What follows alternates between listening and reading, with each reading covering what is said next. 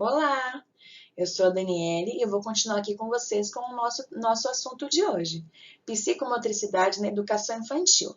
No primeiro vídeo, a gente fez uma definição do que é psicomotricidade e eu listei para vocês algumas ações do nosso dia a dia na fase adulta que dependem das nossas habilidades psicomotoras e que muitas vezes a gente nem pensa nisso. Agora, vou falar com vocês um pouquinho sobre as áreas psicomotoras. Vamos conhecer? Então vamos lá.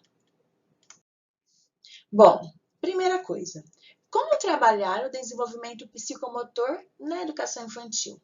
Para que eu pudesse saber disso, eu fui lá nas nossas diretrizes curriculares nacionais, no artigo 9, e eu peguei para vocês os 6 direitos de aprendizagens e desenvolvimento da criança. Tudo que a gente for fazer na educação infantil precisam permear esses direitos de aprendizagem. Vocês vão logo perceber que tem tudo muita ligação. Primeiro direito de aprendizagem. 1. Conviver. A criança ela tem o direito de conviver com outras crianças e adultos utilizando diferentes linguagens. 2. Brincar. Ela tem que brincar em diferentes formas, espaços e tempo, com diferentes parceiros. 3. Participar. A criança tem que participar da gestão e da realização das atividades propostas pelo educador. 4. Explorar, que é tão importante. A criança tem que explorar movimentos, gestos, sons, formas, texturas, cores, palavras. Expressar. Ela também tem o direito de expressar as suas necessidades, as suas emoções, as suas dúvidas, hipóteses, opiniões, etc. E por último, ela também, no direito de aprendizagem dela, tem o direito de se conhecer, construir a sua identidade social, cultural e pessoal. Se a gente levar em consideração os direitos de aprendizagem, a gente consegue montar um planejamento muito bacana na educação infantil, sempre respeitando tudo aquilo que as crianças precisam aprender. Tá? E tudo isso está ligado diretamente com a psicomotricidade. Vamos ver lá, então. Bom, nós vamos falar agora um pouquinho sobre algumas áreas psicomotoras, tá? Um dos trabalhos fundamentais na educação infantil é quanto ao desenvolvimento do esquema corporal, que desencadeará a estimulação e a evolução das áreas psicomotoras. Esse esquema se define como a habilidade que as crianças têm sobre o seu próprio corpo em relação aos movimentos, atitudes e das partes que o compõem. Bom, esse desenvolvimento psicomotor da criança, ele passa por várias etapas, sendo que é importante estimular cada uma delas, já que todas elas são essenciais para a sua formação. Cada área psicomotora que está aqui, ela pode ser estimulada através de jogos, de atividades de aprendizagem que trabalham o movimento, tá bom? Eu tenho aqui para vocês, então, 5 áreas psicomotoras que a gente vai se basear aqui na nossa apresentação. Nós temos as áreas psicomotoras e temos as funções psicomotoras, tá bom? A gente vai ficar focado aqui mais nas áreas psicomotoras, mas sempre vai ter aqui uma ligação de uma com a outra. A primeira área psicomotora aqui que eu vou destacar é a coordenação motora global. A segunda, coordenação motora fina. Coordenação motora, a gente também pode usar a palavra praxia, tá bom? Então, pode ser que vocês vejam aí essas duas palavras, o mesmo significado. Também vamos falar sobre a organização temporal, organização espacial e a lateralidade. Nós temos essas 5 áreas psicomotoras e que vão nortear todo o nosso trabalho, a nossa apresentação de hoje.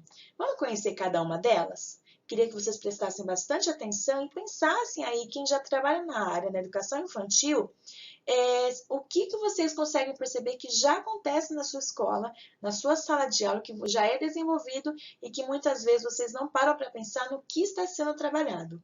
Porque esse é um grande diferencial quando a gente estuda bastante. Por isso que é importante o professor sempre se lembrar que ele nunca deve parar de estudar.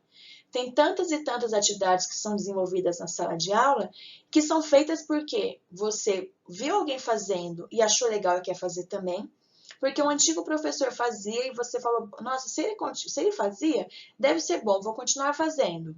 Mas você não para pensar a fundo qual que é a importância dessa atividade, por que ela está sendo feita, o que ela está trabalhando, que habilidade está sendo trabalhada com essa criança. Então, agora, a gente vai começar a pensar nisso, tá? Então, eu quero que vocês façam essa reflexão. Vamos começar, então. Vamos iniciar com o esquema corporal. Mas, Dani, lá naquele encarte que você colocou, das áreas psicomotoras, não tem esquema corporal. Não tem mesmo, gente. Por que que não tem? Porque o esquema corporal, ele é a base para que você possa chegar nas áreas psicomotoras.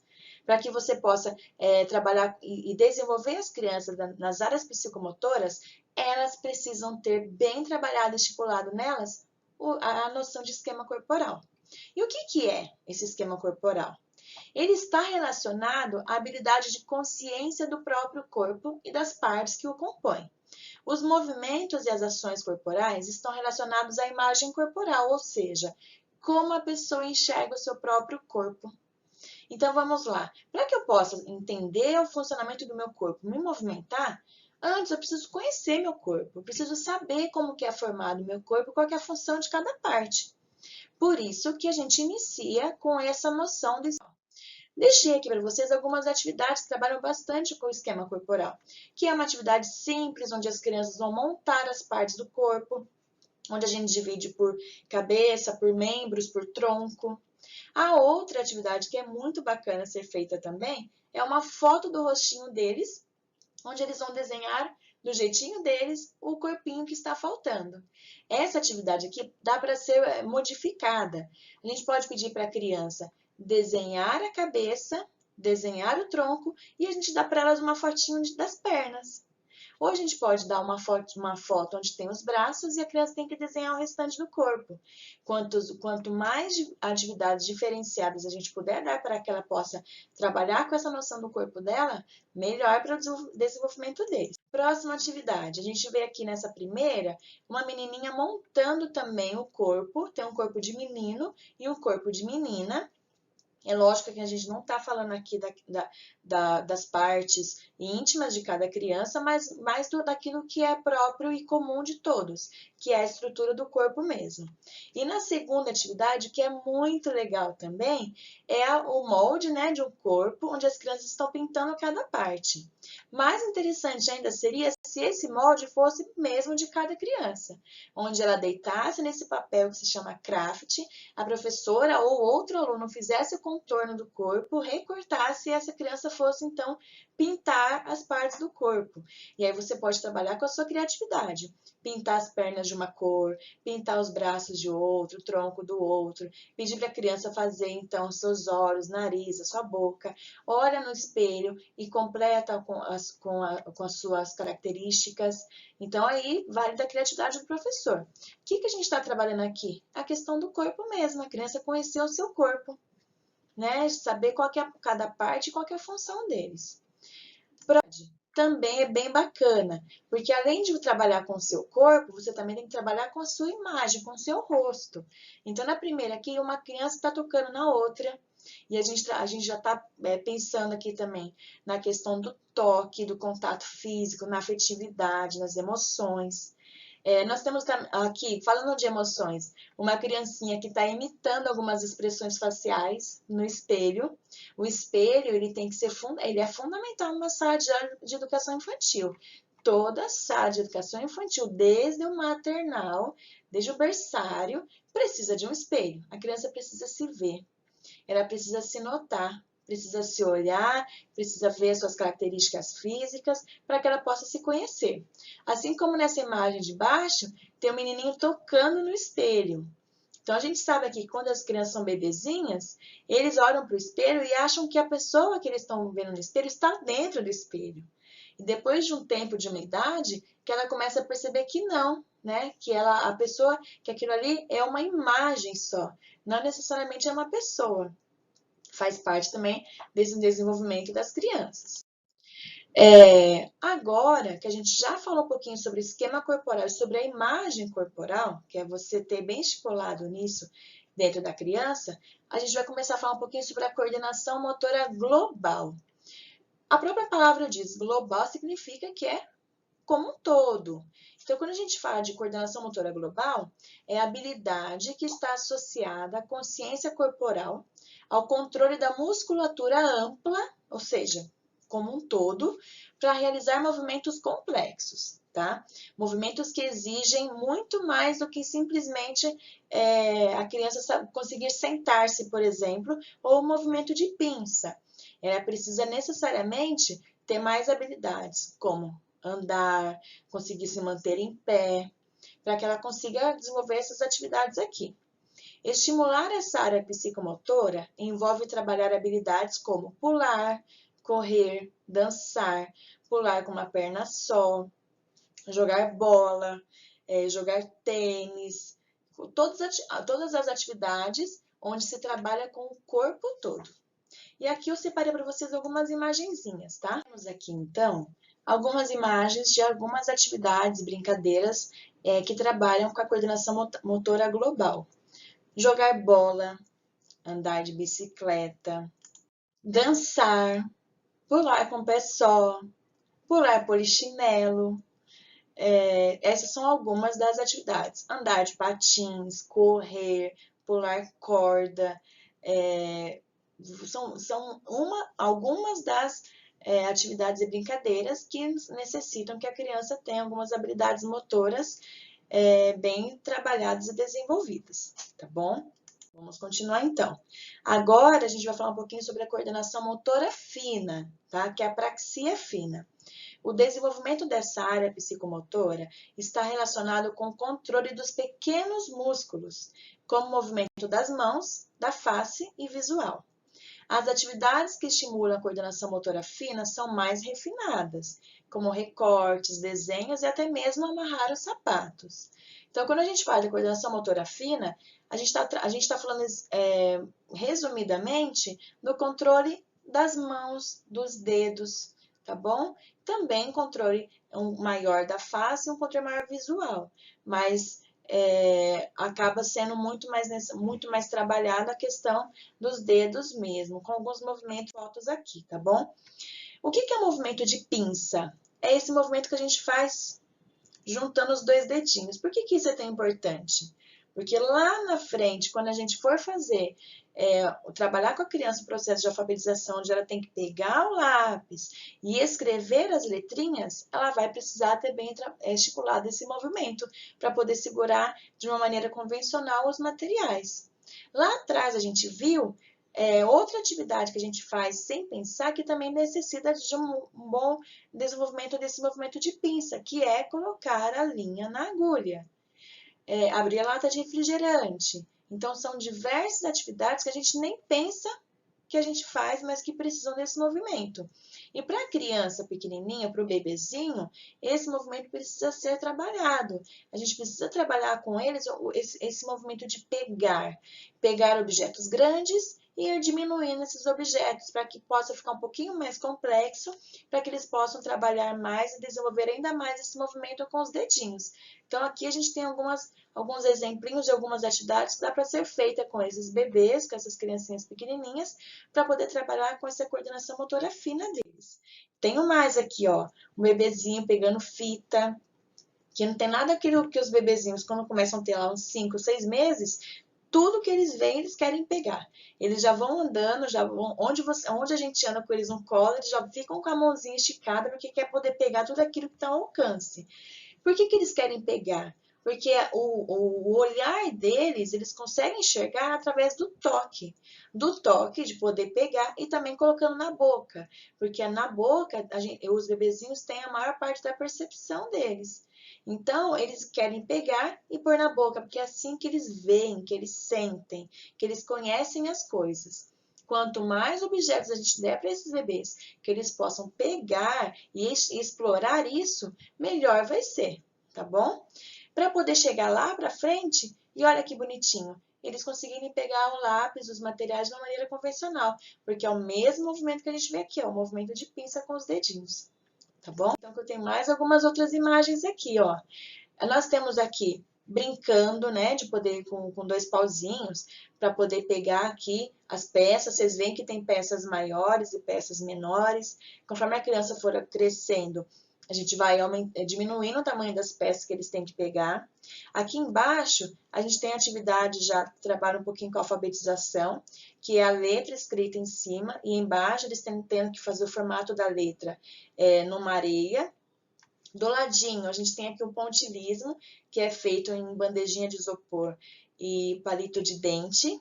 E mais do ladinho ainda um alinhavo, né? Nós temos aqui um prato de isopor todo furadinho e a criança tem que ir alinhavando com uma linha, né? Existem vários tipos de alinhavo aí, com desenhos, com imagens, alinhavo que imita sapato, até mesmo para poder aprender a amarrar o tênis. Existem várias atividades aí, mas o importante é a gente saber por que que está sendo feito. Por que que eu estou trabalhando com a criança essa habilidade aí do dedinho com a pinça? Porque ela vai ser importante lá na frente, na alfabetização, e depois da alfabetização para a vida toda. Vamos continuar então. Vamos falar um pouquinho agora sobre a organização temporal. Temporal vem de tempo. Essa capacidade significa saber avaliar o tempo dentro da ação. Em outras palavras, é a habilidade que a criança adquire para se organizar a partir do ritmo empregado em seu próprio ritmo. Além disso, tal organização está associada ao fato de saber diferenciar o que é rápido do que é lento. Então, a gente já sabe uma coisa: cada criança tem seu ritmo. Cada pessoa tem seu ritmo. Independente de ser criança, de ser adulta, a gente conhece pessoas que falam mais devagar, pessoas que falam muito rápido. Eu sou uma pessoa que eu falo muito rápido. Então, eu tenho que sempre tentar pensar bem e me controlar para que eu possa falar um pouquinho mais devagar. Senão eu atropelo as palavras e ninguém entende nada do que eu digo. Outras pessoas falam lentamente. Tem pessoas que escrevem muito rápido e que sai uma letra legível ou muitas vezes ilegíveis. Tem pessoas que escrevem devagarinho. Essa é a prova que cada pessoa tem o seu ritmo. E esse ritmo, ele acaba sendo desenvolvido a partir das suas experiências durante toda a sua vida. Vamos entender um pouquinho, então, quais são esses ritmos, tá? Existem pelo menos 4 tipos de tempo. Vamos conhecê-los.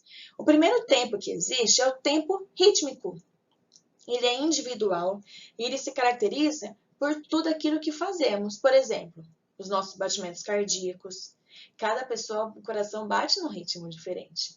A nossa respiração, o nosso caminhar e todos eles com ritmos diferentes. Então, esse é o tempo rítmico, onde cada pessoa tem o seu próprio ritmo. Isso é individual. O próximo tempo que nós temos é o tempo cronológico, que é tão difícil de ser trabalhado com as crianças na educação infantil, porque ele é totalmente abstrato. É onde a gente vai trabalhar a noção do ontem, do hoje, do amanhã, do que acontece de manhã, de tarde, de noite. Aquela criança que faz aniversário precisa entender que ela só vai fazer aniversário de novo quando passar vários tempos, né? Tem que falar para eles assim, vários meses, vários dias, para ela poder fazer aniversário de novo. Então, é um tempo cronológico. Por que ele é mais complexo? Porque ele é abstrato, a criança não vê. Ela simplesmente tem que perceber e aos poucos ir aprendendo esse tempo cronológico, né? É aquele tempo que diz que muitas coisas já passaram e que elas não vão voltar. Ou outras coisas vão voltar novamente, mas que a criança tem que esperar, né?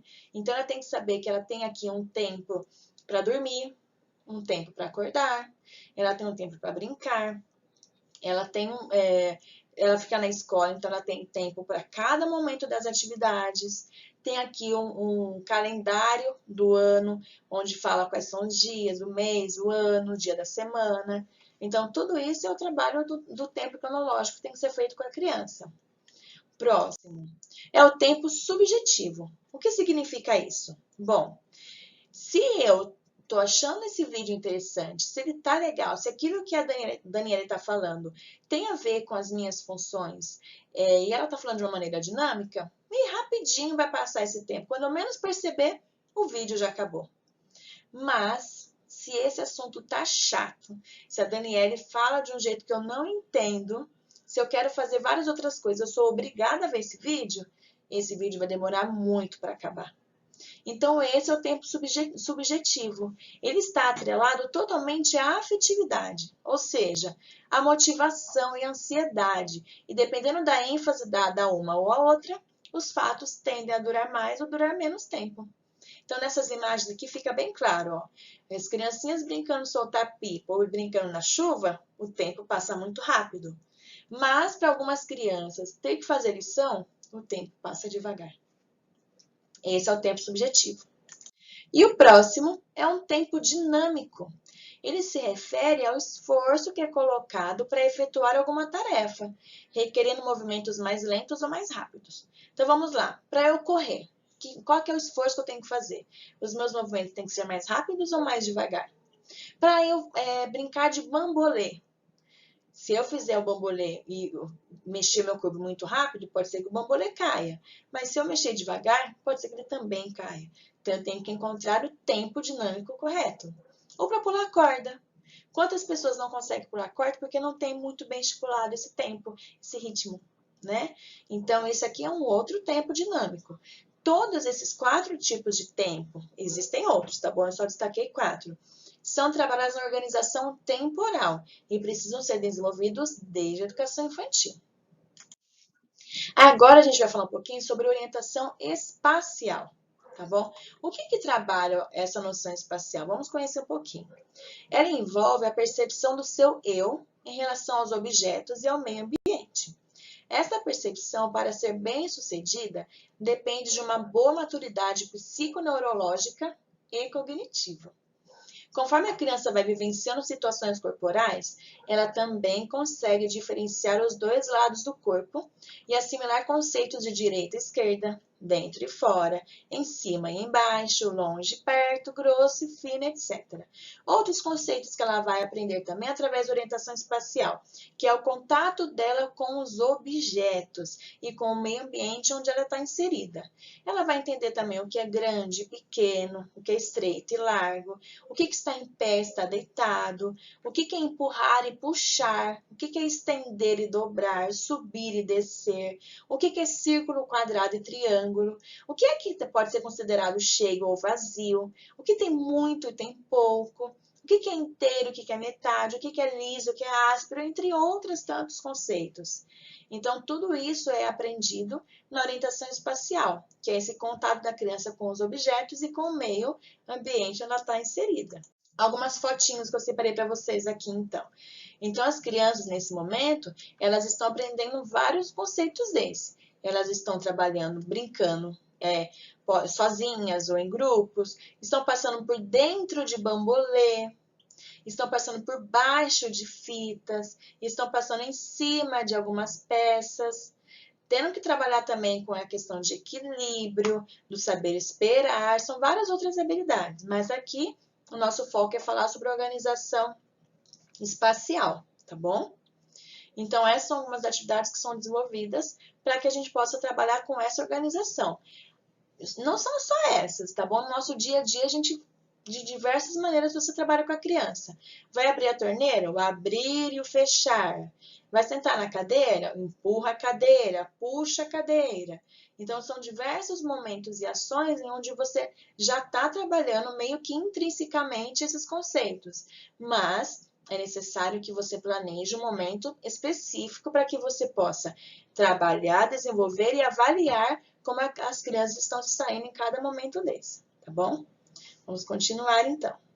Agora, aqui nós temos orientação espaço-temporal. Olha que a gente está juntando aí dois conceitos, a orientação espacial e a temporal.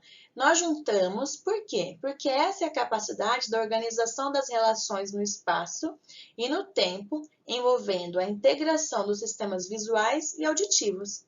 Por meio dessa orientação, a criança será capaz de situar-se e orientar-se, adquirindo conceitos de direção e distâncias, tais como acima, abaixo, frente, trás, direita, esquerda, longe, perto e etc. Então, já é a junção das duas habilidades que foram trabalhadas anteriormente. Temos algumas imagenzinhas. outras atividades, as crianças passando por baixo de bambolês, depois tendo que passar por cima deles, de novo passando ali por dentro do bambolê, então, ó, por dentro, por baixo, por cima. Aqui tem o movimento de chegada, onde as crianças têm que ficar andando nesse percurso pré-estipulado. Então, essas são algumas atividades que já envolvem, então, a orientação espaço-temporal e também a praxia global, porque está envolvendo todos os músculos, né? Todos os movimentos do corpo. Continuando, vamos falar agora sobre a lateralidade, a última área psicomotora que a gente tem aqui para poder falar hoje. A lateralidade é a área psicomotora associada à consciência de que o corpo tem dois lados e a noção de externo e interno. É importante que seja estimulada, pois favorece o domínio do próprio corpo e a coordenação motora. Então, olha só, se eu falo de lateralidade, eu estou falando do quê? Meu corpo tem dois lados, o lado direito e o lado esquerdo. Um desses lados eu tenho maior habilidade. Eu, por exemplo, sou destra, ou seja, a minha maior habilidade é com a minha mão direita. Com a minha mão esquerda eu não consigo fazer muita coisa. Então, é quando a gente define a qual parte do corpo você tem maior habilidade. Tem algumas pessoas que são ambidestras, ou seja, elas têm habilidades com os dois lados do corpo, né? Mas, na maioria das vezes, ou você é destro ou você é canhoto mesmo. Mas, para que a criança possa entender qual parte do corpo que ela tem maior habilidade, ela precisa explorar as duas. Então, não adianta a gente achar que com a criança com 1 ano, se eu der para ela a colherzinha para ela comer sempre com a mão direita, ela vai ser destra. De jeito nenhum. A criança, ao longo do tempo do seu desenvolvimento, ela vai acabar percebendo que lado do corpo ela tem maior facilidade, tá bom? Então, os seus estímulos não vão fazer com que mude isso, mas vai fazer com que ela conheça o seu corpo.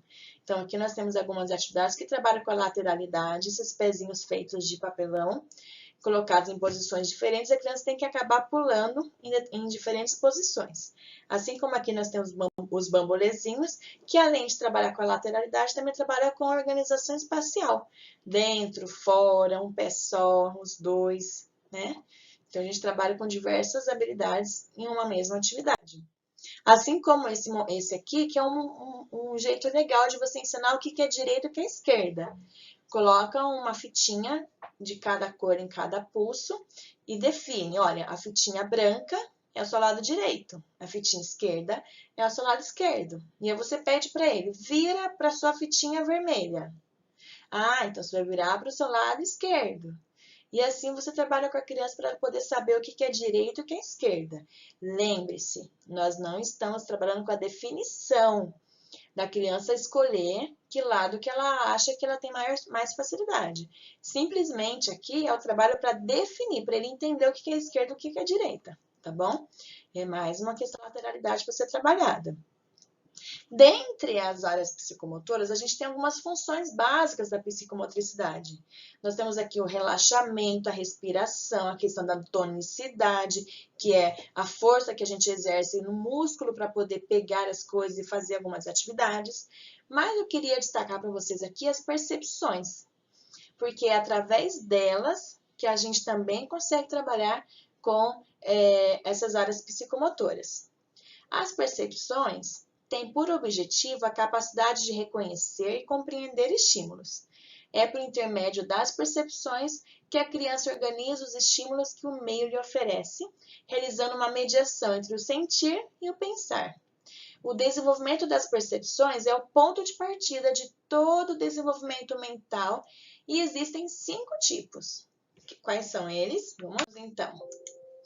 A percepção auditiva, a visual, a tátil, a gustativa e a olfativa, que nada mais são do que os nossos 5 sentidos. É primordial que na educação infantil as crianças tenham acesso a explorar todos os seus sentidos, tá bom? Algumas ideias de atividades aqui. Para o sentido tato. Tudo aquilo que as crianças conseguirem tatear, com os pés, com a mão, com o corpo, com a pele, porque o órgão principal do sentido tato é a pele. tá bom? Então, a gente consegue sentir não somente com a mão e com o pé, com o nosso corpo a gente sente. A gente sente calor, a gente sente o frio com o nosso corpo. Então, não é só com a mão e com o pé, tá bom? Aqui nós temos alguns diferentes tipos de atividades onde as crianças conseguem trabalhar com a percepção tátil, tá? Separei mais algumas aqui que são realmente bem interessantes, trabalham com bastante texturas, com cores diferentes. Quanto mais texturas, quanto mais a criança explorar, melhor vai ser para ela. Além do tato, nós temos o olfato, que é quando a criança consegue sentir o cheiro das coisas e diferenciar, tá bom? Então, nós temos aqui brincadeiras típicas que a gente faz de fechar os olhos e a criança sentir o cheiro e tentar adivinhar o que é. Aqui no meio a gente tem a atividade de cheiro de quê, que é baseada nesse livro, que eu adoro quando a gente faz alguma atividade baseada em livro, em literatura. Eu acho que tem muito mais significado para a aprendizagem da criança. E esse primeiro livro aqui que se chama Eu Posso Cheirar, que é você descobrir qual que é a função do seu nariz. Né? Qual que é a função do seu nariz? O órgão responsável pelo olfato é o nariz. Qual que é a função dele? Como que ele trabalha? Então, aqui são algumas atividades voltadas para o olfato. Assim como nós temos também o paladar. Nós temos aqui a primeira imagem, que é uma mesa de lanche com vários lanches diferentes. A segunda é uma atividade de paladar feita na sala de aula com a criancinha corinho fechado. Provavelmente ele está experimentando alguns alimentos e definindo, né, se é doce, se é salgado, se é azedo. E por último, é também um momento de exploração aqui, de experimentação, tá bom? O paladar, ele pode ser trabalhado de diversas maneiras. No lanche, no recreio, no almoço. Pode especificamente deixar um dia só para as crianças levarem lanchinhos e experimentarem entre elas. Fazer feirinha. O importante é que as crianças consigam trabalhar bastante com esse sentido do paladar. Aguçando bastante essa definição de sabores, tá bom? Próximo sentido que a gente tem é a visão, que é tão essencial, né? Então, nós temos aqui algumas atividades. A primeira que nós temos é uma criança desenhando com os olhos vendados. Olha que dificuldade! Para ela poder desenhar com os olhos vendados, ela tem que ter uma percepção muito boa e um bom conceito daquilo que ela quer desenhar. Aqui no meio, a criança está tateando outra criança para descobrir quem é, só pelas características e pelo toque. E por último, as crianças estão pegando dentro de uma caixa surpresa alguns objetos e tendo que adivinhar o que é. Então, são atividades simples que não exigem muito preparo, não existe um recurso, muitos recursos, e que dá para ser feito em qualquer sala de aula, em qualquer espaço da escola. E aí nós temos também os sentidos da audição. E aí eu queria dizer para vocês que esse é um dos sentidos que ele é extremamente importante de ser aguçado e que vai fazer muita diferença lá na hora da alfabetização. Nós temos aqui algumas brincadeirinhas, né? Telefone sem fio. A primeira aqui, que é aquele jogo dos sons, onde a gente coloca os sons e a criança precisa colocar aqui qual que animal está fazendo esse som, como se fosse o bingo dos sons. E aqui no meio, uma aula de música, que deveria ser direito e obrigatório em todas as escolas de ensino da educação infantil do mundo inteiro. Porque quanto mais a criança trabalhar com essa percepção sonora, melhor para ela. Qual que é a relação que tem com a alfabetização? Quando a gente vai trabalhar com a alfabetização, um dos métodos que a gente tem é o método fônico, que a gente trabalha especificamente com o som dos fonemas. Para a criança poder entender qual que é a diferença do fonema com B e com P, ela tem que ter uma definição, uma percepção sonora muito boa, aguçada. Porque os sons são parecidos, como o D e o T, o V e o F, o M e o N. Por isso que tantas crianças confundem na hora da escrita. Primeiro, porque elas ouvem da mesma forma. A partir do momento que você trabalhar com a criança a percepção sonora e ela conseguir definir bem o som de cada uma dessas letras, dificilmente ela vai trocar. Por isso que é importante o sentido, a gente trabalha bastante com o sentido da audição. Bom, o que tudo isso tem a ver com o processo de alfabetização? Eu dei uma iniciada aqui falando um pouquinho na percepção auditiva, mas tem muito mais para a gente poder conversar. Então, o próximo vídeo vai ser o vídeo também com o tema psicomotricidade na educação infantil, só que agora falando sobre as contribuições para a alfabetização. Espero que vocês tenham gostado até aqui, que tenha realmente feito um pouquinho a diferença para vocês. Se vocês gostaram, dá um joinha, se inscreve no canal e continua com a gente aqui, tá bom? Até mais!